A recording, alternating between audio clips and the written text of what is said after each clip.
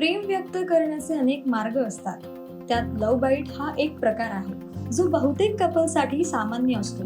पण हा छोटासा रोमॅन्टिक क्षण तुमच्या आरोग्यासाठी धोकादायक ठरू शकतो. लव्ह बाईटमुळे फक्त त्वचेवर काळसर डाग किंवा सूज येते असं नाही, तर काही वेळा हे गंभीर आजाराचे कारण ठरू शकते. विशेषतः स्ट्रोक सारख्या जीव घेण्या समस्येशी त्याचा थेट संबंध जोडला गेलाय.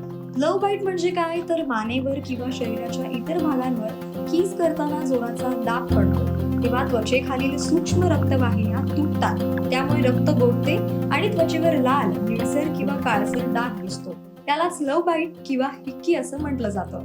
काही दिवसांनी त्वचा पुन्हा पूर्ववत होते, त्यामुळे बहुतांश लोक याकडे दुर्लक्ष करतात. मात्र काही प्रकरणात हे धोकादायक ठरू शकतं. लव्ह बाईटमुळे उद्भवू शकणाऱ्या आरोग्य समस्या: 1. कॅरोटिड सायनसवर परिणाम. 2. रक्ताच्या गुठळ्यांचा धोका. 3. रक्तवाहिन्या तुटण्याचा धोका.